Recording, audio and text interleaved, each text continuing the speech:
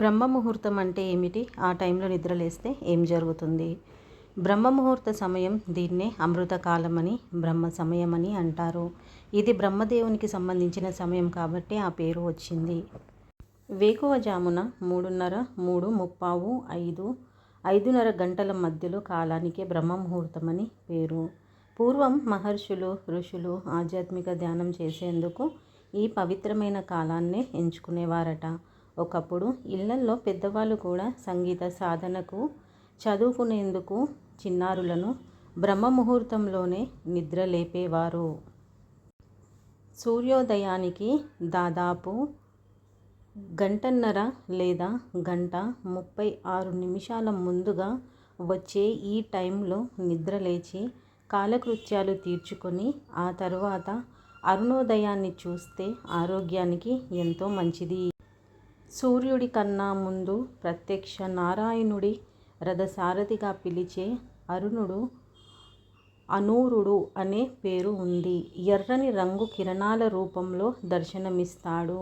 లేలేత సూర్యకిరణాలతో కాసేపు మాత్రమే కనిపించే ఆ సుందరమైన దృశ్యం ఆహ్లాదకరంగా అనిపించడంతో పాటు శరీరానికి విటమిన్ డి కూడా పుష్కలంగా అందిస్తుంది.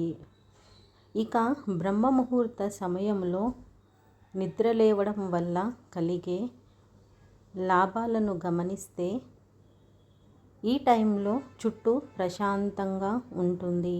ఎలాంటి సౌండ్ వినిపించదు. దాంతో దైవారాధన చేసిన విద్యార్థులు చదువుకున్న ఏదైనా ఓ పనిని చేపట్టిన ఏకాగ్రతతో పూర్తి చేయవచ్చు. మనసు చేస్తున్న పనిపైనే శరీరం లగ్నమవుతుంది.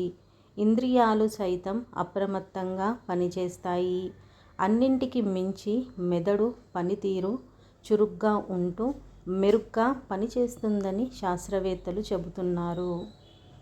వీటన్నింటి ద్వారా సానుకూల దృక్పథం కూడా పెరుగుతుంది. ఆ ప్రభావం మిగిలిన రోజు పైన పడి క్రమంగా ప్రతికూల ఆలోచనలు దూరమవుతాయని పరిశోధనలోనూ తేలింది. అంతేకాదు ఈ సమయంలో గాలి కూడా స్వచ్ఛంగా ఉంటుంది.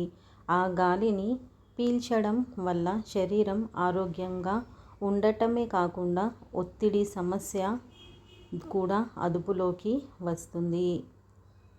వీటన్నింటి కారణంగా శరీర జీర్ణ వ్యవస్థ, జీవక్రియల పనితీరు మెరుగ్గా ఉంటుంది.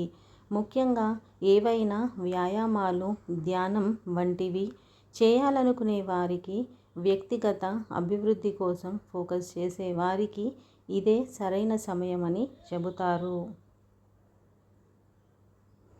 ఫ్రెండ్స్, ఈ వీడియో కనుక మీకు నచ్చినట్లయితే లైక్, షేర్, సబ్స్క్రైబ్ చేసుకోండి. కొత్తగా మన ఛానల్ని చూస్తున్నట్లయితే మరిన్ని మంచి వీడియోల కోసం ఛానల్ని సబ్స్క్రైబ్ చేసుకోండి.